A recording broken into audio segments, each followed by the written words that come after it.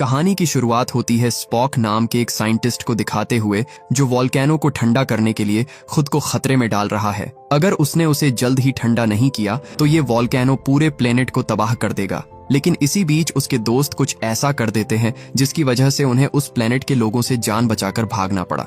उनके कैप्टन ने गलती से उन लोगों की एक पवित्र चीज चोरी कर ली, जिसके बाद उनका पूरा कबीला भाला और जहरीले तीर लेकर उनके पीछे पड़ गया। जेम्स उन लोगों से बचकर भाग ही रहा था कि तभी रास्ते में उसे एक एलियन मिला, जिसे खतरा समझकर जेम्स उसे तुरंत मार देता है। पर उसे मारकर जेम्स ने बहुत बड़ी गलती कर दी थी, क्योंकि वही उन्हें यहाँ से बाहर निकालने वाला था। उधर स्पॉक ने देखा कि इस वोल्केनो को फटने से रोका नहीं जा सकता, यानी इस प्लेनेट का विनाश तय था। वो सब वापस जाने लगते हैं, पर तभी वोल्केनो की गर्मी से उनकी शिप से जुड़ी रस्सी टूट जाती है और स्पॉक सीधा उस वोल्केनो में गिर जाता है। अब स्पॉक का मरना तय था, पर स्पॉक अपनी मौत को जाया नहीं जाने दे सकता था। उसके पास अभी भी इस प्लेनेट को बचाने का एक मौका था।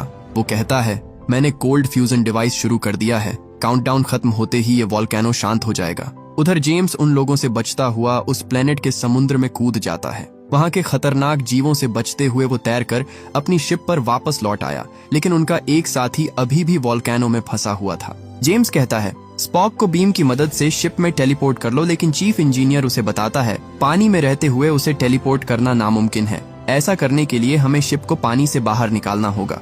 स्पॉक कहता है कि अगर तुम लोग मुझे बचाने के लिए बाहर आए तो इस प्लेनेट के लोगों को हमारे अस्तित्व का पता चल जाएगा, जो कि नियमों के सख्त खिलाफ है। पर जेम्स अपने दोस्त को बचाने के लिए किसी भी हद तक जाने को तैयार था।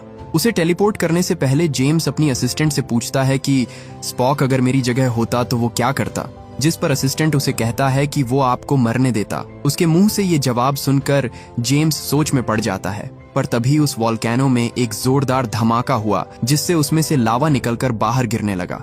स्पॉक नियमों को मानने के लिए मरने तक को तैयार था, पर उस डिवाइस के एक्टिवेट होने से पहले ही वो वापस अपनी शिप में टेलीपोर्ट हो जाता है, क्योंकि जेम्स ने रूल्स तोड़कर स्पेसशिप को पानी से बाहर निकाल लिया था। स्पॉक कहता है, तुमने ऐसा क्यों किया? तुम्हें मुझे मरने देना चाहिए था। पर जेम्स बोला, इसमें इतनी घबराने की क्या बात है? हमने एक छोटा सा रूल ही तो तोड़ा है। हालांकि ये छोटी सी बात नहीं थी। उस प्लेनेट के लोगों ने उनकी शिप को देख लिया था और अब वो उसे ही अपना नया भगवान मानकर उसकी पूजा करने लगते हैं, जो उनकी आने वाली पीढ़ियों को हमेशा के लिए बदल कर रख देगा। इसी बीच पृथ्वी पर हमें थॉमस को दिखाया जाता है, जिसकी बेटी को लास्ट स्टेज कैंसर है और वो मर रही थी। डॉक्टर्स ने भी जवाब दे दिया था कि अब वो नहीं बच सकती, पर तभी उसके पास एक आदमी आता है जो दावा करता है कि वो उसकी बेटी को बचा सकता है, पर बदले में उसे उसका एक छोटा सा काम करना होगा। अपनी बेटी के लिए थॉमस कुछ भी करने को तैयार था, जिसके बाद वो आदमी उसे अपने खून की कुछ बूंदें देता है और जैसे ही थॉमस ने उसे अपनी बेटी के शरीर में इंजेक्ट किया, वो एकदम से ठीक होने लगी। उसकी जान बच गई थी, पर अब उसे अपना किया हुआ वादा पूरा करना था। इसके बाद थॉमस स्टारफ्लीट हेडक्वार्टर्स में अपनी ड्यूटी करने जाता है, पर आज घबराहट के मारे उसके पसीने छूट रहे थे। अंदर आते ही उसने गहरी सांस ली और तुरंत रिंग निकालकर उसे पानी में डाल दिया, जिसके रिएक्शन से इतना बड़ा धमाका हुआ कि पूरी स्टारफ्लीट बिल्डिंग डिस्ट्रॉय हो गई।